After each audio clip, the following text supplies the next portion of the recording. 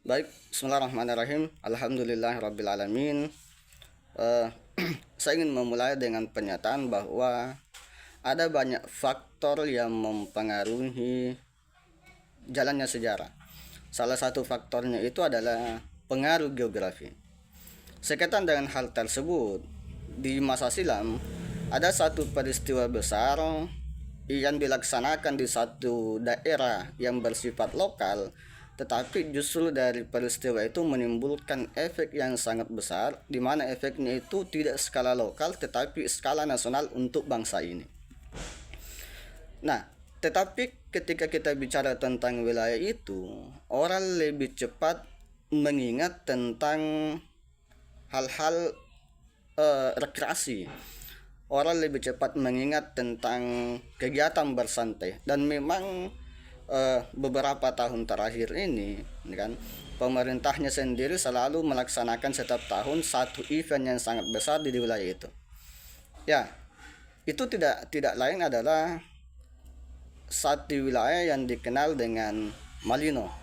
Pemerintah Kabupaten Goa setiap tahun melaksanakan event yang dikenal sebagai Beautiful Malino. Banyak hal yang dilakukan di daerah itu.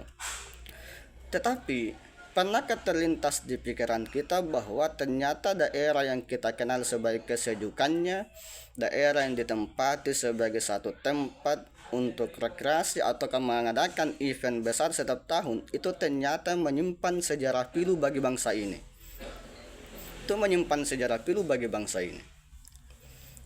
Ya, betapa tidak bahwa daerah itulah kemudian yang mengakibatkan bangsa ini terpecah. Daerah itulah yang mengakibatkan rakyat Sulawesi Selatan itu kemudian dibantai. Kan? Coba bayangkan ketika kita bicara tentang daerah itu, orang hanya mengingat tentang rekreasinya, atau orang hanya mengingat Malino 1927.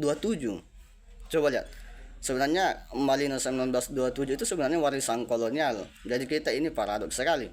Di satu sisi benci kolonial, tetapi di sisi lain justru mengagungkan warisan kolonial itu. Kan?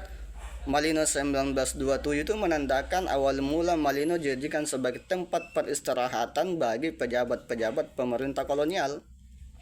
Kita lupakan bahwa jauh sebelum itu, ratusan tahun sebelum itu, Malino sudah memiliki peradaban tersendiri. Salah satunya itu adalah satu daerah yang dikenal dengan tanah tua, bulu tanah. Tidak ada peradaban di sana.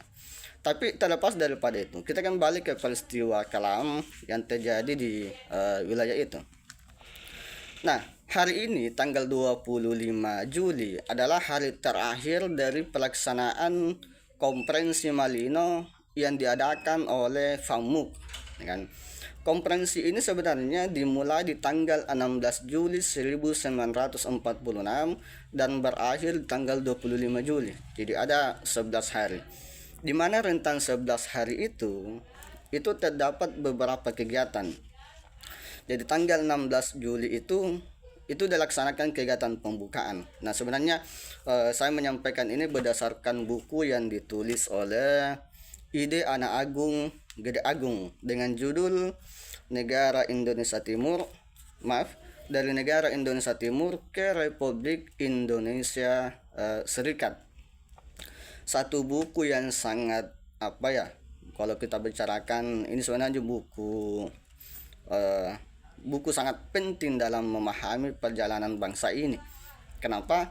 Yang pertama, dia khusus membahas tentang negara Indonesia Timur. Yang kedua, penulisnya adalah pelaku sejarah yang notabene merupakan Perdana Menteri dari negara Indonesia Timur itu sendiri. Di dalam tulisannya di sini di halaman 102, ya kan, susunan kegiatan dalam konferensi Malino itu terdiri dari 6 tahapan. 16 Juli itu merupakan kata penuntun dan pembukaan dari FAMUK. Kemudian 17 dan 18 itu merupakan pemandangan umum wakil-wakil daerah. Jadi konferensi itu bukan hanya dihadiri oleh orang-orang Sulawesi Selatan, tetapi dihadiri dari orang-orang dari luar Sulawesi, baik itu dari Sumatera atau Kadaruta, itu dihadiri semua, kan?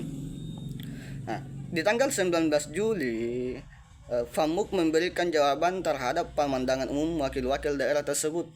Kemudian 19 dan 24, nah, dia bicara tentang rapat-rapat kerja termasuk pembicaraan-pembicaraan teknis mengenai masalah yang menyangkut pendidikan, ekonomi, dan perhubungan atau pekerjaan umum. Ya.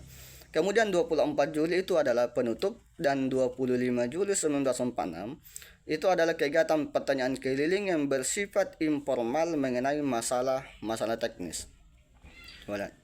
Nah, kenapa sih konferensi ini sangat penting, sangat mempengaruhi sejarah Indonesia?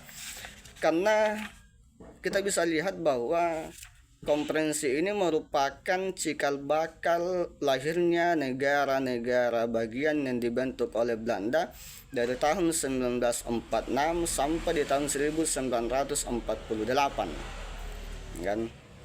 Dan itu memang gagasan dari FAMUK sendiri, gagasan dari Belanda sendiri. Kita bisa lihat dari hari pertama atau ketika FAMUK memberikan pembukaannya, FAMUK mengatakan FAMUK itu mengusulkan dua gagasan. Yang pertama unitaris, ya kan? Yang kedua federalis. Tetapi meskipun dia mengusulkan dua gagasan, dia kemudian juga mengusulkan bahwa kita harus menolak unitaris itu. Justru yang harus kita terima adalah federalis. Ini sebenarnya gagasan politiknya. Kenapa? Karena ya kita harus dia harus berhadapan dengan pemerintah Republik Indonesia. Dia katakan di sini di halaman 104. Dalam sistem unitaris, biaya pemerintahan akan menjadi lebih murah daripada sistem federal. Tetapi akan timbul bahaya bahwa satu bagian akan menguasai bagian lain. Tidak kalau merupakan suatu hal yang khayal. Dalam keadaan demikian, perpecahan mungkin akan timbul. Ini penting, kalimat ini penting dalam mempengaruhi wakil-wakil dari berbagai daerah yang mengikuti konferensi Malino itu. Dia ingin mengatakan bahwa unitaris itu harus kita tolak. Justru kita harus melaksanakan namanya federalis, di mana Indonesia itu harus dibentuk negara dengan berbagai macam. Ya kan, orang Sulawesi punya sendiri, atau ke Indonesia Timur punya sendiri, kemudian Kalimantan punya, kemudian Sumatera juga memiliki, termasuk Jawa juga memiliki negara sendiri. Itulah gagasannya. Kemudian negara-negara itu kemudian digabung dalam sistem berserikat. Itulah kemudian dalam sejarah disebut dengan Republik Indonesia Serikat. Meskipun dalam perkembangannya pemikiran tentang serikat ini memiliki pandangan yang berbeda antara pihak pemerintah kolonial maupun pihak rakyat Indonesia.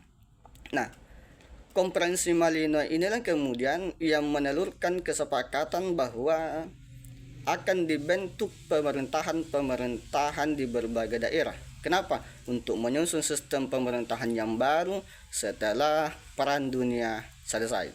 Dan hasilnya memang seperti itu terjadi. Pada bulan Desember tahun 1946 dilaksanakan konferensi Denpasar di Bali, yang hasilnya adalah terbentuknya negara Indonesia Timur sebagai negara pertama yang berhasil didirikan oleh pemerintah kolonial Belanda setelah Perang Dunia selesai. Dan dampaknya sangat besar, kan? Dampaknya sangat besar. Setelah konferensi Malino dilaksanakan, maka Sulawesi Selatan itu mengalami kekacauan, kan? Itu kacau Sulawesi Selatan. Sehingga kemudian karena kekacauan itu dan ketidakmampuan pemerintah kolonial, tidak mampuan Belanda untuk mengamankan daerah Sulawesi Selatan itu, sehingga didatangkanlah pasukan khusus yang dikenal dengan Depot Special Tropen DST di bawah pimpinan oleh Kapten Raymond Westerling, sehingga pada bulan Desember sampai Februari Sulawesi Selatan mengalami satu peristiwa yang sangat besar yang kemudian dikenal sebagai korban pembunuhan 40.000 jiwa. Dan ini sangat penting bagi bangsa ini.